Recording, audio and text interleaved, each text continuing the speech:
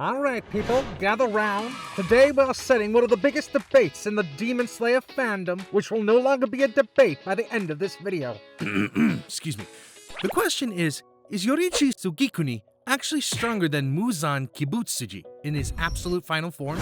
On one side, you have Muzan Kibutsuji's final monstrous form, the dude who basically turned himself into a walking biological weapons factory just to survive one more day. On the other hand, Yoriichi Tsugikuni, the dude so good at wielding swords that he gave the Demon King a 500-year-long case of PTSD to nurture. We all know what happened in their first fight. It wasn't a fight, it was a public dissection, but that was then, because the focus has shifted to now. So the ultimate question is, if peak Yoriichi faced the final boss version of Muzan we saw in the Sunrise Countdown arc, who would actually win?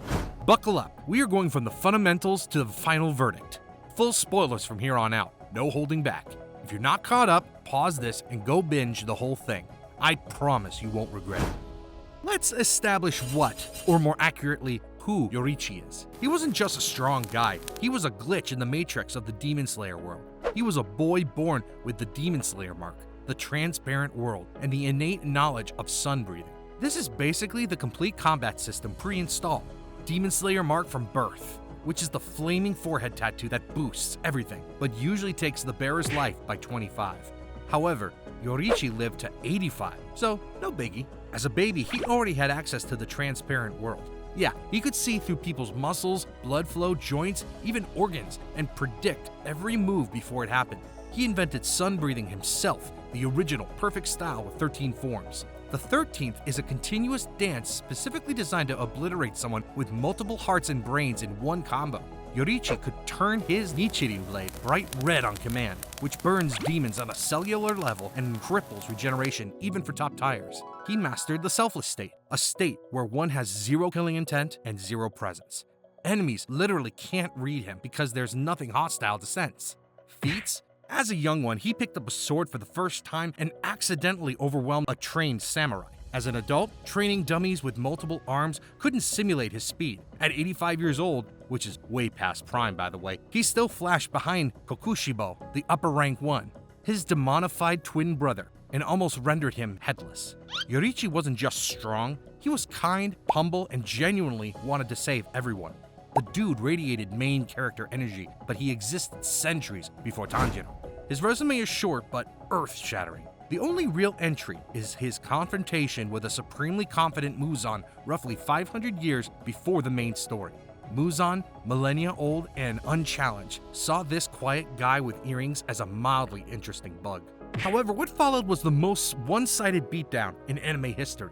Yoriichi, using sun breathing, the original breathing style from which all others are nothing but cheap knockoffs, executed a single perfect technique, the Hinokami Kagura. He didn't just cut Muzan, he deconstructed him. One move carved Muzan into 1,800 pieces while simultaneously destroying every one of his 7 hearts and 5 brains. Think about this for a second. Muzan is a being who can regenerate from a speck of blood and have his entire redundant biological system wiped out in a flash.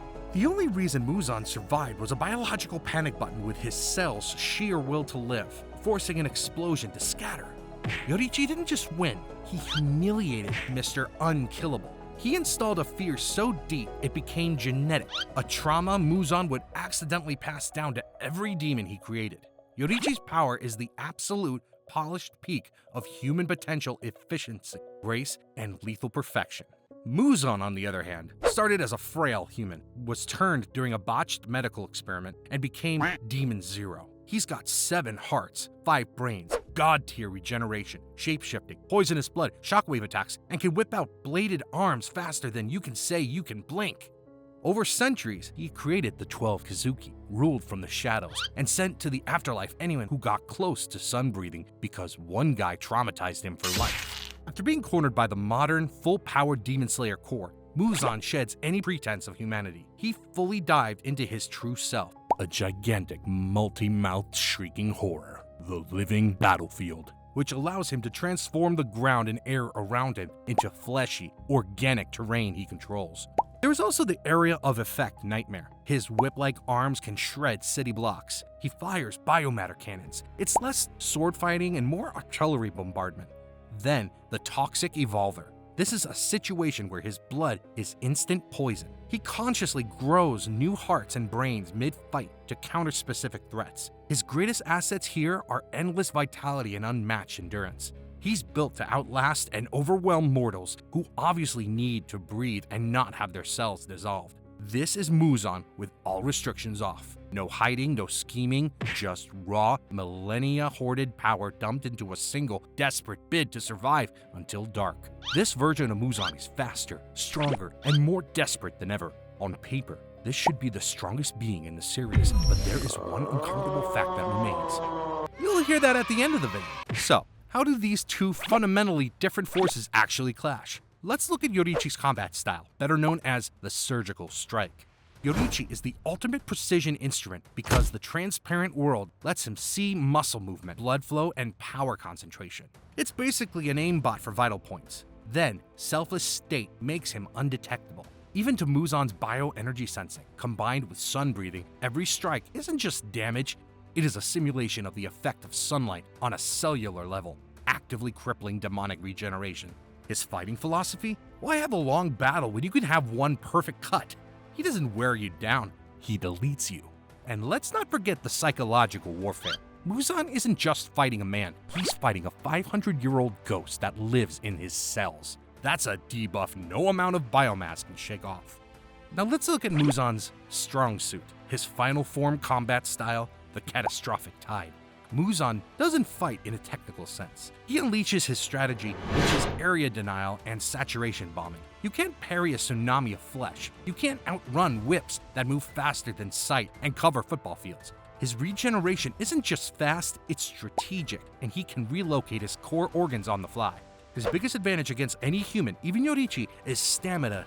Yoriichi, for all his godlike skill, is still human. He can get tired, he can be poisoned. Muzan, in his final form, operates on infinite demonic energy until the sun physically kills him.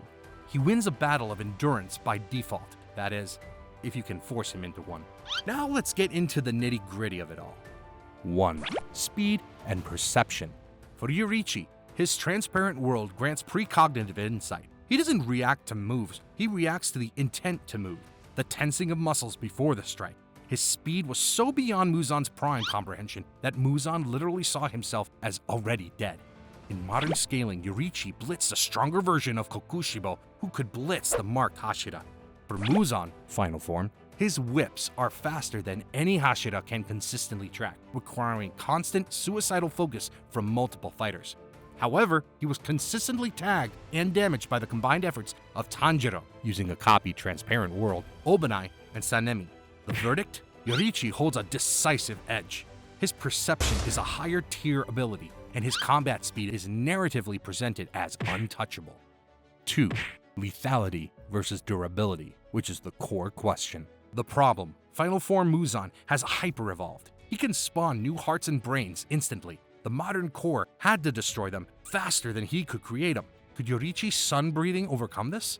The answer? Sun breathing's true power. It's not just sharp sunlight, it's concentrated sword-shaped sunlight that annihilates demon cells on contact.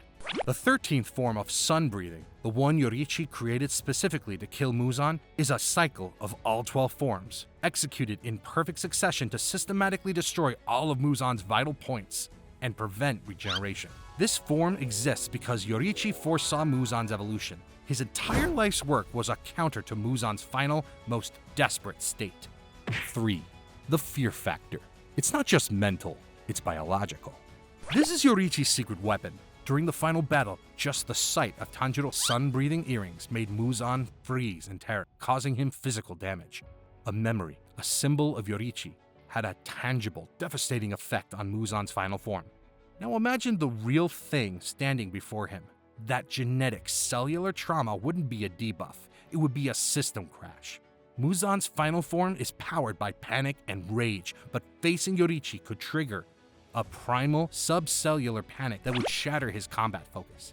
He wouldn't be fighting efficiently, he'd be fighting like a concerned animal, which plays right into the hands of a calm, precise swordsman. 4. The stamina question, the one real challenge. This is Muzan's only valid argument. Yoriichi is human. He can tire, The final battle against Muzan lasted minutes and exhausted every Hashira to the brink of death. Could Yoriichi end it before his human lungs gave out? Given that 1. His 13th form is designed for maximum efficiency against Muzan's biology. 2. His first encounter ended Muzan in one blow before the evolution. 3. The psychological edge would cause Muzan to make a critical error. The evidence suggests Yoriichi would need a long battle. He was built to end this specific fight in the opening stages of the battle. Yes, Yoriichi is actually stronger than Muzan's final form. Full stop. And if you still need a why, here you go. The narrative, the themes, and the mechanics all point to one truth. Yoriichi was not just a warrior, he was Muzan's ordained and perfect counter. His existence was the universe's balance to Muzan's plague. Muzan's final form is stronger than anything else in the series because it took the entire world to bring him down, but Yoriichi exists outside that scale. He represents an absolute stop to everything. His power is the specific key to Muzan's lock. Final form Muzan has more raw power and stamina, but Yoriichi possesses the perfect combination of lethality, speed, and psychological domination to negate it all. Muzan evolved for survival. Yoriichi was born for his extinction. This is all you need to remember. So yeah, the next time this debate comes up, you can say with confidence that Yoriichi will always wipe Muzan off the floor, no matter the form he takes. Thanks for watching, and don't forget to drop your thoughts in the comments.